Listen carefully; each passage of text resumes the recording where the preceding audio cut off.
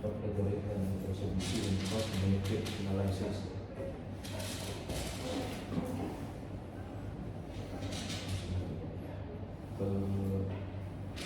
Latar belakangnya itu bahwa dalam penyusunan standar audit legitimasi kebijakan berdasarkan pada analisis cost benefit atau CBA secara teoritis bertujuan membandingkan manfaat dan biaya dari penerapan suatu standar. Di sini dalam berbasis data relatif yang kuat karena keterbatasan informasi yang kompleksitas pengukuran dampak. Dan satu pembuatan standar audit seperti auditing and assurance standard board sering menggunakan opini ahli sebagai data penilaian. Namun terdapat kritik bahwa opini para ahli sangat subjektif, syarat asumsi pribadi dan dipengaruhi oleh kebiasaan berpikir yang tidak fleksibel. Di sini letak fenomena penting tadi, apakah dan bagaimana retorika serta fleksibilitas kognitif mempengaruhi kontribusi ahli dalam sebuah standar audit yang baru. Adapun tujuan pikirnya pertama menganalisis bagaimana bentuk retorika para ahli dalam memberikan opini terhadap standar audit baru, menguji sejauh mana tingkat fleksibilitas kognitif ahli mempengaruhi dukungan mereka terhadap sikap, menilai validitas dan keterbatasan penggunaan opini ahli dalam proses CBA dalam pembuatan standar. Implikasi penelitian, regulator dan standar setter menunjukkan bahwa kualitas opini ahli tidak hanya bergantung pada pengalaman, tapi juga cara mereka berpikir yang fleksibel dan kemampuan argumentatif yang baik. Dari segi akademisi, memberikan pendekatan baru dalam memahami proses standar setting dari perspektif retorika dan psikologi kognitif. Dari praktisi menyadarkan bahwa pembentukan opini terhadap standar baru dibarengi dengan kemampuan mengkaji informasi secara terbuka, logis, dan terbebas dari bias. Sepertinya mengkombinasikan dua pendekatan, yaitu analisa retorika, logos dan teori, fleksibilitas kognitif dalam konteks standar akuntansi, menyediakan pengukuran empiris terhadap kognitif flexibility menggunakan metode protokol, sesuatu yang sangat jarang dalam bahasa akuntansi, menyebutkan kalkulasi opini ahli dapat digunakan untuk menilai kualitas masukan dalam proses pembuatan standar. Adapun teorinya, teori itu legitimasi institusional tentang statis dan penjelasannya itu retorika dan akuntansi yang mengerti kognitif, interaction dan flexibility. Sedangkan applied teorinya evaluasi cost benefit dalam proses pensudutan. Desain penelitian menggunakan pendekatan kualitatif kombinatif atau mixed methods. Pertama, kualitatif analisis retorika dari cara mendalam. Lalu kuantitatif scoring kognitif flexibility berdasarkan protokol berpikir. Yang terakhir eksploratif fokus pada bagaimana opini dibentuk, bukan hanya apa opininya. Selanjutnya akan dibacakan oleh rekan saya.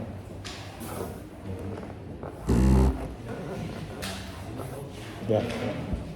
Untuk modelnya dan kategori di sini tidak menggunakan model statistik atau ekonometrik. Ini adalah kategorisasi konseptual atas bentuk asimetri pertumbuhan dalam saudara yang pertama itu model wawancara itu adalah dengan aktif performance mendukung key matters karena prinsip more disclosure is better. Lalu fleksibel adherence itu mendukung secara kontekstual tergantung industri, perusahaan dan pengguna. Lalu dissidence itu menolak karena skeptis terhadap implementasi dan nilai key matters.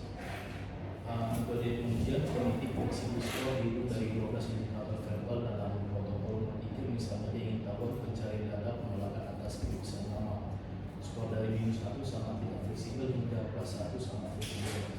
Lalu ada uji bidang data atau tes dilakukan antara skor kelompok yang mendukung dan menolak key matters. Hasil dari hasil itu rata-rata skor fleksibilitas kognitif aktif performance itu 0,8 fleksibel Undang-Undang 9 Insiden 0,479. Jadi hasil uji T menunjukkan perbedaan signifikan antara pengguna dan batas standar di UKD 0,001 mengindikasikan bahwa semakin fleksibel kognitif seseorang, semakin besar kemungkinan mereka mendukung standar baru. Hasil penelitian yang pertama, opini ahli seringkali lebih retoris dibanding logis, mengandung banyak klaim terhadap perhitungan data. Kelompok yang mengulangi aktivitas cenderung menampilkan retorika berbasis etos atau sendiri dan harus bukan logos. Ketidakyakinan terhadap profesi auditor mempengaruhi persepsi terhadap standar, meski key indicators bisa jadi bermanfaat secara teknis. Fleksibilitas kognitif berperan penting dalam membentuk dukungan terhadap inovasi regulasi. Adapun kekuatan penelitian ini yang pertama adalah inovatif dalam metode menggunakan tool protokol atau scoring kognitif. Yang kedua, memberikan pemahaman baru tentang bagaimana opini dibentuk. Dan yang ketiga, relevan untuk praktik dan kebijakan akuntansi. Kelemahan penelitian ini yang pertama terbatas pada konteks Kanada dan partisipan dari pasar modal kecil. Ukuran sampelnya kecil itu berjumlah 22 meskipun sesuai untuk studi kualitatif, tidak mempertimbangkan opini dari kelompok lain seperti auditor atau regulator.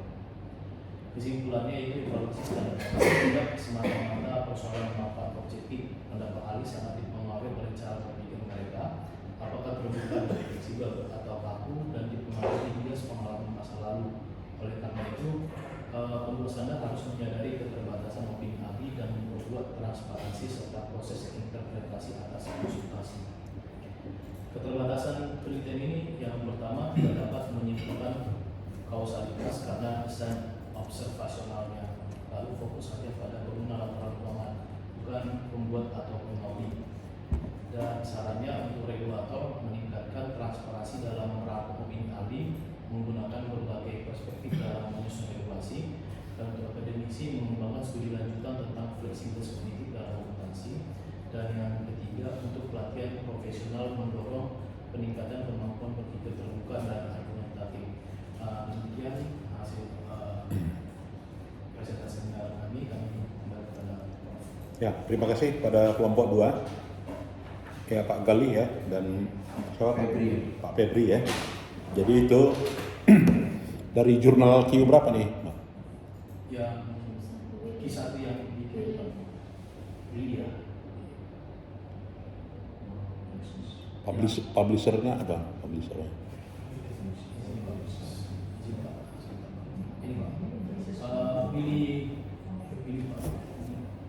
Oh, apa ya? Willy ya? Oke. Ya. Oke, good. Ya, mungkin di sini adalah mixed method gitu Pak ya? Iya, Oke, mixed method tadi ditandai dari uji, memang bukan uji linear tadi kan?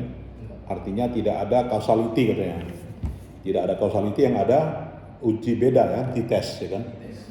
T-test dan uji kualitatif, yaitu apa ya, observasi kualitatif, yaitu dengan cara rank ya, perangkingan tadi ya.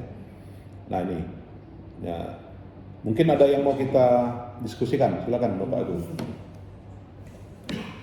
Bisa nanti dijadikan bahan juga ya untuk disertasi gitu ya, metode yang digunakan gitu kan, variabel yang digunakan. Nah ini saya kira jarang ya digunakan orang ya, jarang digunakan di disertasi ya dalam program studi S3 kita.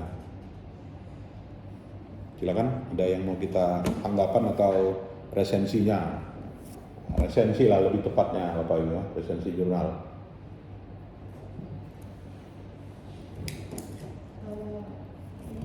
Ya, silakan Bu.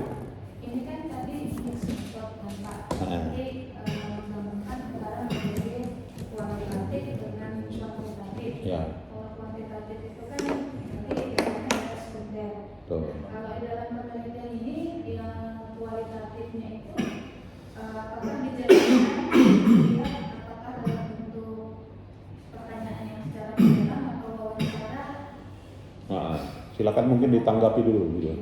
Kualitatifnya yang bagaimana ini gitu kan? Apakah FGD gitu kan? Iya. Atau bisa juga gambar gitu kan? Bisa juga video bisa juga website kan gitu kan, bisa juga suara, bisa juga informan gitu kan, bukan FGD tapi informan, itu kualitatif semua gitu kan. Itu Pak nanti pada saat menganalisis itu Pak, kualitatif itu nanti untuk mempertegas hasil kuantitatifnya seperti itu Pak? Ya, artinya kita mix method gitu kan. Tujuannya adalah mencari tema gitu kan. Apakah temanya selaras tidak dengan variabel gitu kan.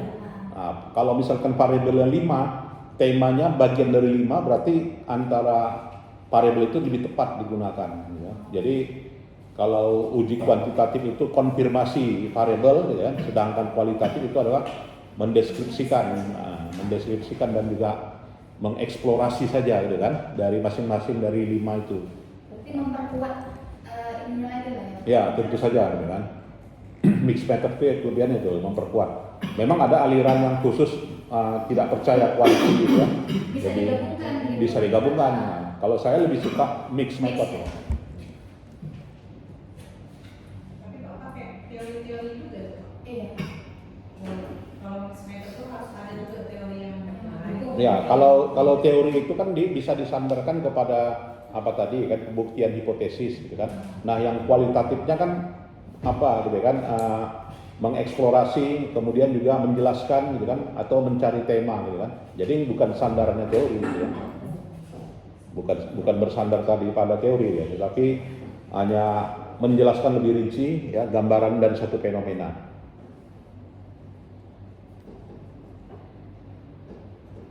Ya, kalau dia kuantitatif udah jelas, ini teori ini konsisten, teori ini inconsistent ya. Bisa dikatakan seperti objektif lah dari Ya, betul. hasilnya itu kan Pak. Jadi kalau dia kualitatif hanya temanya ini ya. Nah, tema yang terkait dengan apa ini topiknya, key audit matters gitu kan. Nah, temanya apa gitu kan? Temanya adalah penyusunan standar ya, legitimasi kan gitu. Temanya itu memang terkait dengan key audit matters. Nah, ini peranan dari mix method tersebut ya dalam sebuah artikel. Kalau di jurnal-jurnal ya arahnya sekarang itu Bu ya ke mix ya, nah, atau juga full kualitatif.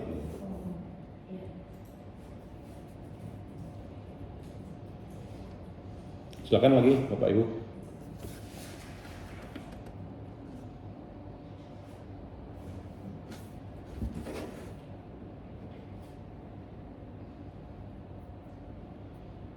Pak, mungkin saya Ya, Bu, silakan. tapi mungkin tidak ke artikel mereka boleh Pak? Ya, tidak ke topik itu ya, Mengenai fenomena Pak. fenomenologi. Fenomena masalah itu bisa nggak Pak dari referensi atau hasil dari penelitian terdahulu Pak? Ya. Bisa kita angkat menjadi fenomena masalah kita Pak? Ya. Jadi fenomena itu kan bagian dari riset kualitatif gitu ya. Tipe-tipe riset kualitatif. Nah, kita ketahui tipe-tipe riset kualitatif itu ada fenomenologi gitu kan. Kemudian juga ada apa lagi? Ada 8 ya kemarin itu kan. Nah, jadi ada 8 ya, fenomenologi bagian dari kualitatif gitu ya. Jadi terkait dengan hal ini gitu ya. Landasannya teori apa tadi ya, penelitian-penelitian terdahulu itu sebagai referensi aja sifatnya. Jadi bukan mendukung atau tidak gitu, tetapi sebagai referensi. Nah, beda dengan kuantitatif. Nah, kalau dia penelitian-penelitian terdahulu itu digunakan sebagai landasan gitu kan, menjustifikasi atau juga mendukung atau juga mengkonfirmasi lebih tepatnya gitu kan, terkait dengan temuan penelitian sekarang dengan penelitian yang terdahulu. Karena esensi dari kualitatif ini adalah melahirkan dimensi kan. Nah, dimensinya lahir, nah, variabelnya lahir gitu kan.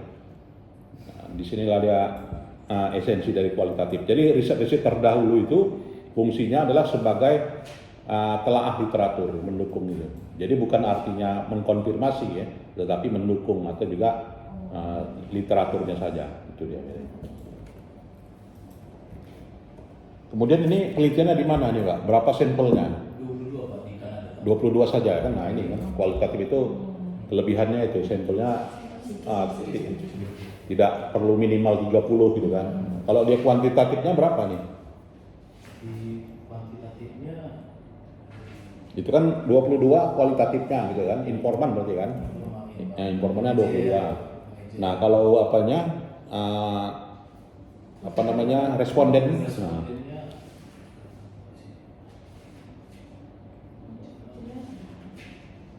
jadi dicari gitu ya. Kalau katanya mixed method, berapa respondennya, berapa informannya?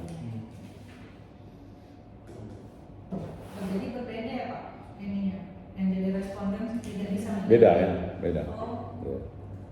Makanya dalam pendekatan kualitatif itu ada alatnya ya kan. Kalau dia metodenya FGD, ada alatnya gitu kan. Ya, 5 orang pun FGD-nya itulah nantinya dikodingkan gitu kan. Nah, dari coding tersebut apa temanya dapat gitu. Dari 5 itu aja gitu kan.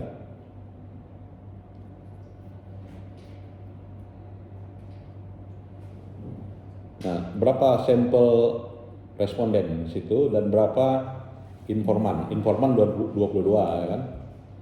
Kalau responden kalau saya lihat di tabel 3 ini Pak, N-nya 20. 20 ya.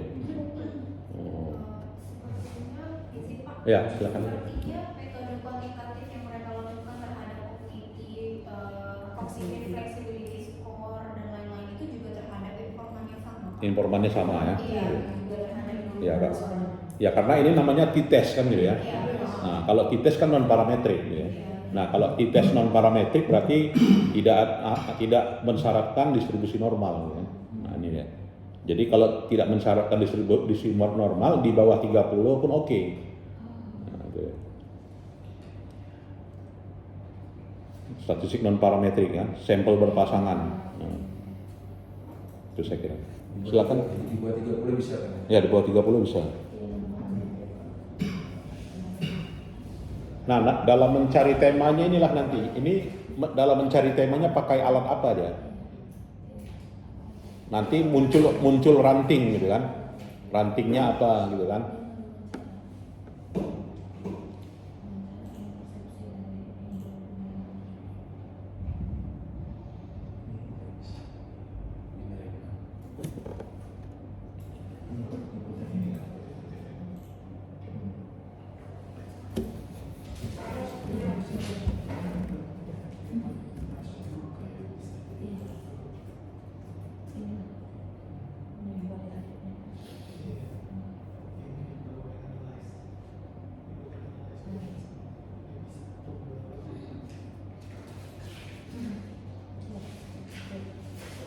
Ada.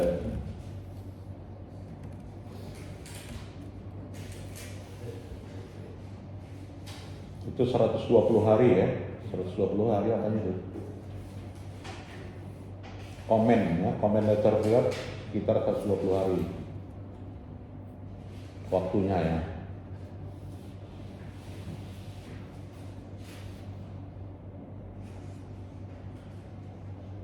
Oke, silakan lagi Bapak Ibu yang lain.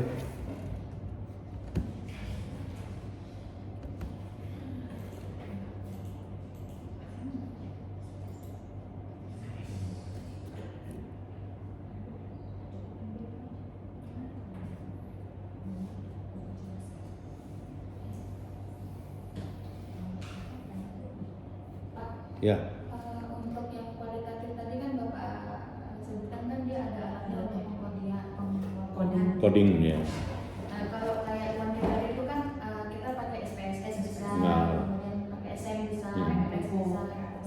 Kalau di kualitatif ini alatnya itu apa Pak? Ya. Ya, jadi coding ini di dalam riset kualitatif gitu kan. Sebelum adanya aplikasi lah kita bilang. Nah, sebelum ada aplikasi coding itu peneliti membuat matrik gitu ya. Jadi FGD dilakukan, pendapat si A, pendapat si B, pendapat si C gitu kan. Lalu diisi di matrik gitu ya. Nah, pendapat si A terkait dengan misalnya tema akuntabilitas ya, isu akuntabilitas, permasalahan akuntabilitas. Hal-hal apa saja yang pokok gitu kan dari akuntabilitas. Jadi dapat jawaban, misalkan ahli akuntabilitas itu misalnya Profesor Mardiasmo gitu kan. Nah, dia jelaskan akuntabilitas adalah ini gitu ya. Nah, dari pernyataan tersebut diisi gitu kan di dalam matrik tersebut gitu ya. Nah, dari isiannya gitu ya. didapatkan tema, gitu kan. Nah, temanya ada 3. Akuntabilitas itu adalah pertanggungjawaban, akuntabilitas itu adalah fairness, gitu kan. Akuntabilitas itu adalah independence, gitu kan. 3 hal itu, ya. Nah, jadi 3 hal itulah yang merupakan codingnya. Gitu. Jadi dari coding itu nanti 3 ini membentuk apa? Ya, membentuk yang namanya misalnya apa tadi, gitu ya, membentuk dimensi, gitu ya. Jadi itu tadi yang namanya kualitatif itu melahirkan dimensi, ya, melahirkan dimensi, melahirkan variabel. Nah, sedangkan kuantitatif variabel diuji, gitu kan, variabel diuji. Nah, ini melahirkan dimensi. Nah, dari jawaban-jawaban para expert tadi, gitu ya. Nah, itu dikodingkan. Nah, kalau masuklah katanya NPIPO, gitu kan. Iya. Masuklah yang namanya Atlas, gitu kan, Atlas TI, gitu kan. Banyak lagi kan. Apa lagi, gitu kan. Beberapa aplikasi yang lain, gitu kan. Nah, dari jawaban dari video dimasukkan, dari gambar dimasukkan, dari status Instagram dimasukkan, status Facebook masukkan, status YouTube masukkan, gitu ya. Lantas alat itu nantinya merantingkan, gitu ya. Nah, melahirkan coding juga, gitu ya. Nah, codingnya itu melahirkan dimensi. Gitu. Nah, itulah bedanya antara kualitatif dengan apa ya, dengan pendekatan manual atau juga dengan menggunakan aplikasi. Jadi coding itulah cikal bakal lahirnya dimensi, gitu ya. Cikal bakal lahirnya dimensi. Pak, Ya, tanya dulu. ya, silakan Bu. Untuk ini Pak, mencari informan dan expert di bidang tersebut bisa menjadi narasumber Iya, kita iya. gitu lah Pak. Itu gimana Pak? Apakah ada sampel, ada kriterianya Kak? Atau misalnya ini scope kita nih Ya. seluruh Indonesia gitu. Betul. Jadi cara mendapatkan Ya. orang yang expert ini gimana? Ya, cara mencari orang expert itu memang justifikasi peneliti memang. Misalnya dia informannya ketua internal auditor, nah, otomatis dia menguasai permasalahan internal audit, gitu kan. Kepala pasar modal, kan gitu kan, maka otomatis dia menguasai pasar modal. Kepala OJK, gitu kan. Nah, itu memang kriteria yang dibenak atau yang yang pendapatnya dari autor sendiri ya, peneliti. Itu kriteria informan itu hak mutlak peneliti, saya kira. Jadi kalau hanya satu orang sebagai informan itu bisa? Tidak bisa. Minimal kalau beberapa pendapat 5 minimal. Menurut bukunya Crosswell ya. Nah, itu kalau kita kualitatif alirannya ya, silakan merujuk pada bukunya Crosswell, gitu ya. Kalau kita menggunakan SEM, maka kita menggunakan Joseph Hare. Nah, itu ada beberapa literatur yang memang merujuk ke sana, gitu kan. Nah, Crosswell gunakan. Itu banyak digunakan di Fisipol, di sastra, gitu kan. Sekarang ilmu akuntansi juga masih menggunakan bukunya Crosswell, itu saya kira. Ya, Bu. Nyambung dengan metode mixed method tadi. Kalau seandainya kita berpenelitian kuantitatif dengan metode kuesioner, Ya. kemudian sudah ketemu hasil tesisnya, Betul. dan kita melakukan wawancara untuk penguatan Ya. penguatan dari hasil Variabel. tesisnya. Lalu jawaban dari wawancara tersebut apakah hanya dipergunakan untuk penguatan hasil hipotesis saja atau kita bagaimana lagi Pak jawaban tersebut? Ya, jadi keterandalan dari hasil pengujian kualitatif itu adalah sebagai perbandingan saja, gitu kan. Nah, jadi hanya sekadar perbandingan, bukan mendukung atau menolak, gitu kan. Tapi bahwasanya tema yang diusung, ya, tema yang didapatkan memang mengusung dari variabel isu-isu yang dijelaskan dalam riset kuantitatif. Kita gunakan 5 variabel, maka 5 variabel itu memang itu temanya, gitu kan. Yang ada di masyarakat yang nggak bisa teroptasi oleh risetnya kuanti, gitu kan. Memang itu temanya, kan. Memang itu yang diinginkan masyarakat, ya. Memang itu isunya yang ada di lapangan, gitu. Jadi hanya sekedar perbandingan saja. Oh, bukan untuk mendukung atau menolak jawaban dari hipotesis kita. Bukan, ya. Nah, jadi tidak tepat, gitu kan. Bahwasanya kita temanya sangat jauh dengan variabel, seperti itu aja, gitu gambarannya. Jadi bukan hasil hipotesanya nggak benar karena temanya lain, bukan. Karena bertentangan dengan jawaban wawancara. Ya, bertentangan dengan jawaban wawancaranya.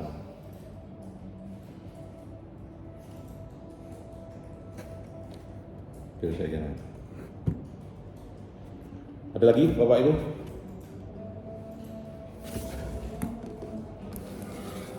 Ya, kalau tidak ada saya kira